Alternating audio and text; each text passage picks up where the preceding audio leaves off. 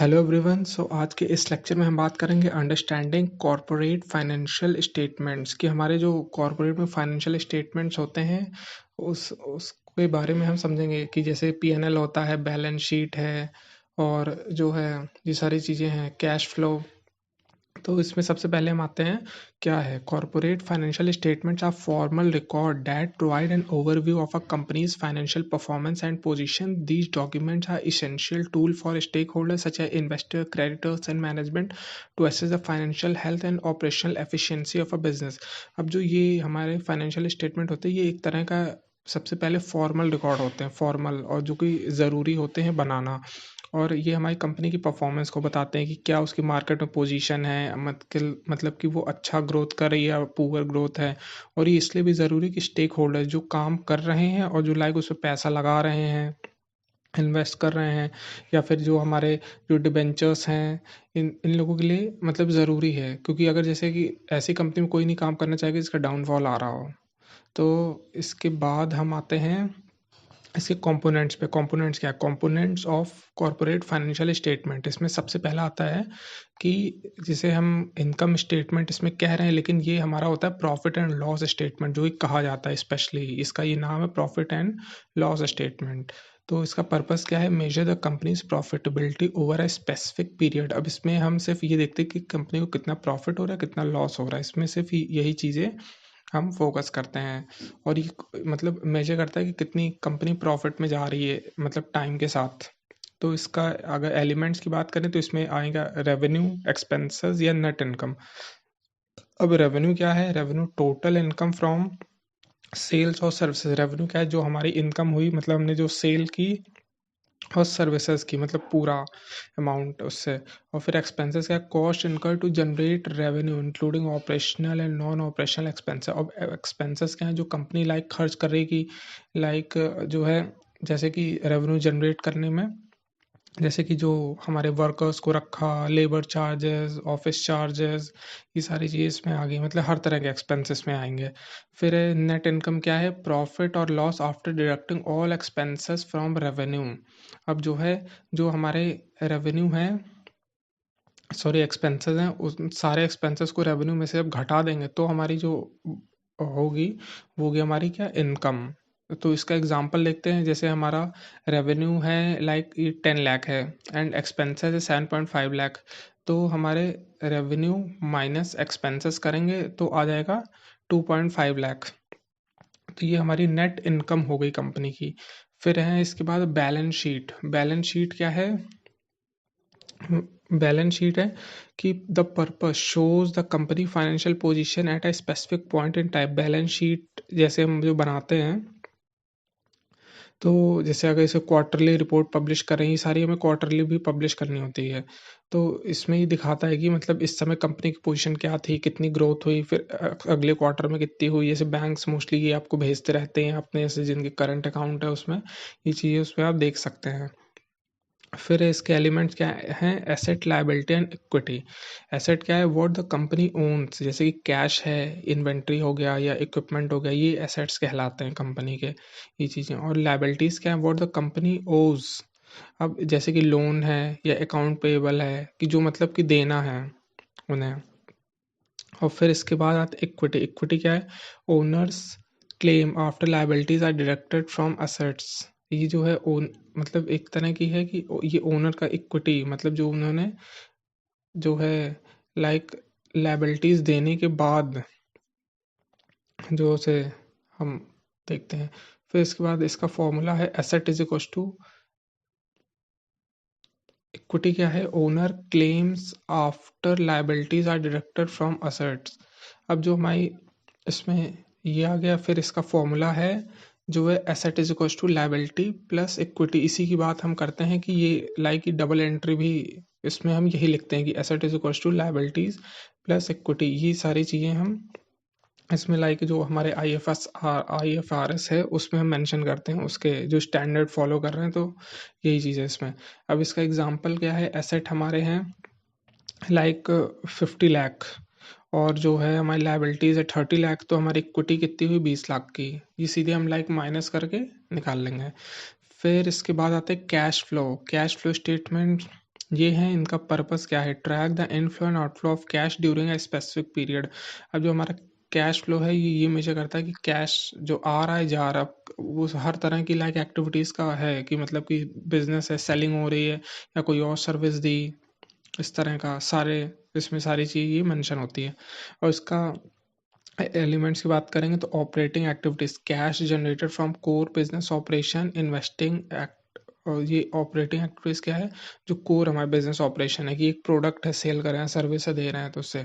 और फिर investing activities जैसे कैश स्पेंट और earn from investment, example buying equipment, या फिर ये सारी चीज अलग से इन्वेस्टमेंट जैसे आ रही वो भी इसमें लिखेंगे।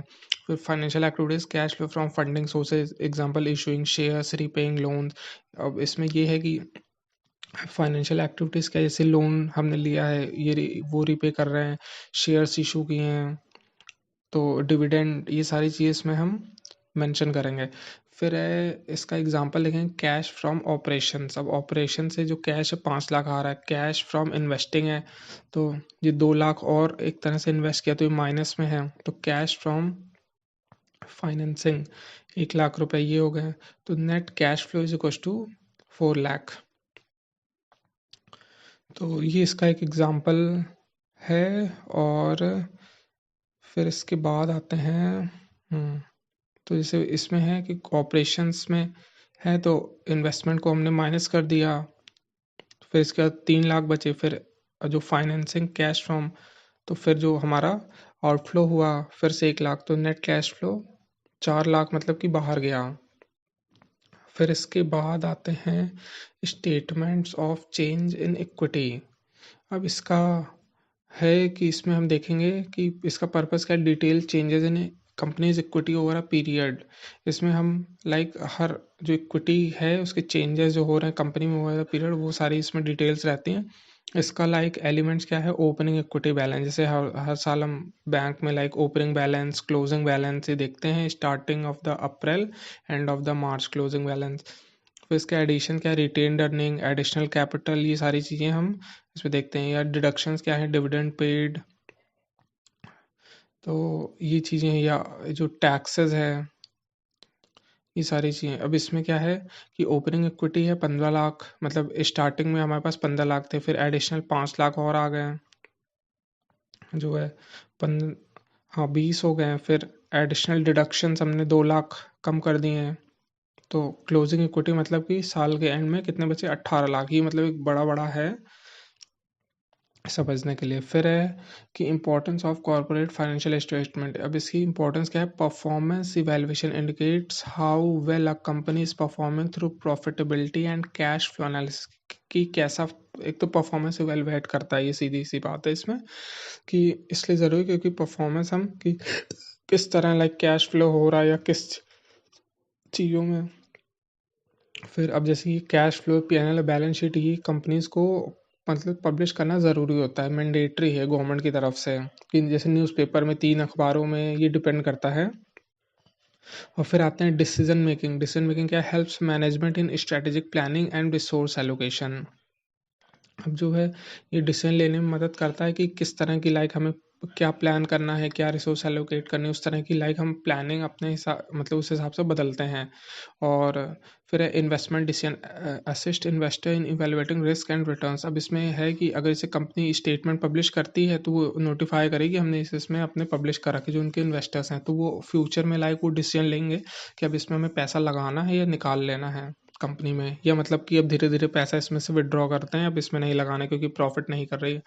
फिर है credit assessment enables leaders to determine a company's credit worthiness. अब इसमें क्या है कि हम जो है लाइक इसमें है कि क्रेडिट असेसमेंट करते हैं कि लाइक कि कंपनी की क्या मतलब कि उसमें है मतलब उसके क्या उसको वो देने योग्य है कि नहीं है पैसा, ये सारी चीज़ें कि मतलब अगर वो है लाइक रिपेइंग कैपेसिटी तब तो ठीक है।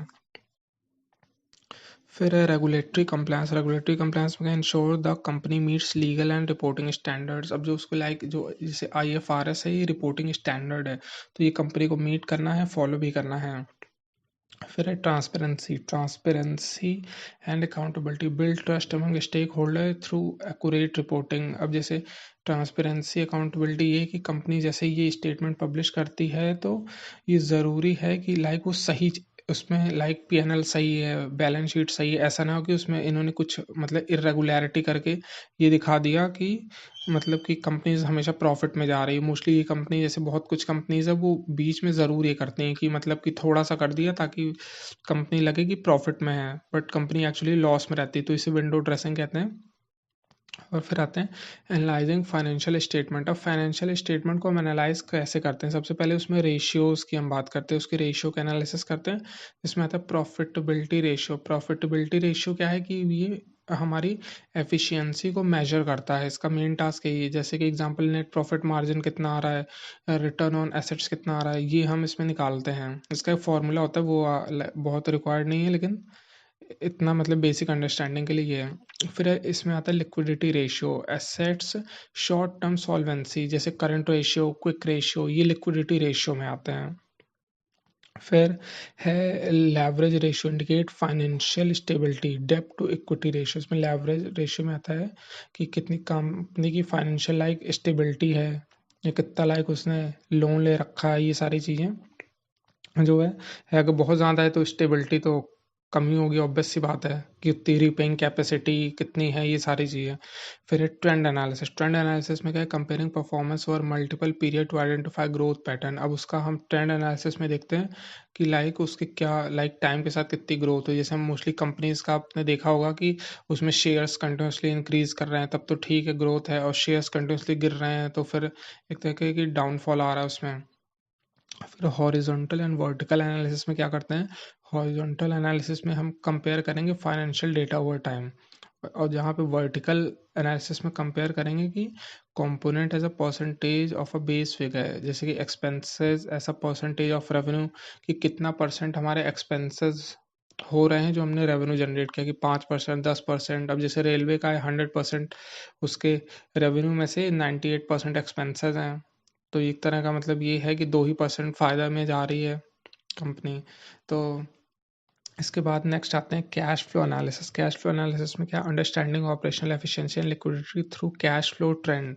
अब जो है हमारा जो कैश फ्लो है उससे हम लाइक ट्रेंड एनालिसिस करेंगे कि उसकी क्या मतलब कितनी एफिशिएंट ऑपरेशनल एफिशिएंसी है, या कितनी उसकी लिक्विडिटी है कंपनी के पास। क्योंकि ये फुल्ली जैसे लिक्विडिटी होना भी ज़रूरी नहीं होता है, कि लाइक एक होता है इसके मतलब एक होता है इन अ रेंज ये मेंटेन रहे, कि इतनी लिक्विडिटी हो, इतने एसेट्स हों, इतने कैपिटल हों। वरना अदरवाइज ऐसा आपने नहीं देखा हो किसी कोई कंपनी फुल्ली लिक्विडेटेड हो, या कोई कंपनी उसके सिर्फ एसेट ही एसेट हो और कोई कैपिटल ना हो, तो ये चीज़ आप नहीं देखेंगे कभी, और ये संभव भी नहीं है। वरना इसमें होता है कि एक होता है चांसेस होते हैं कि मतलब कि कंपनी के मतलब स्टेबिलिटी के चांसेस या फ्रॉड के चांसेस बहुत होते हैं अगर ऐसा हो रहा है किसी कंपनी में तो। फिर आते हैं common challenges in understanding financial statement. अब इसके चैलेंजेस क्या हैं, complex terminology require understanding of accounting principle. अब इसमें जो टर्मिनोलॉजी है वो लाइक कॉम्प्लेक्स होती है, जैसे कि डिविडेंड पेमेंट है, या फिर जो है जैसे इसमें एनालिसिस करते हैं सिनेरियो एनालिसिस, सिचुएशन एनालिसिस, तो ये सारी चीज़ें इसमें आती है।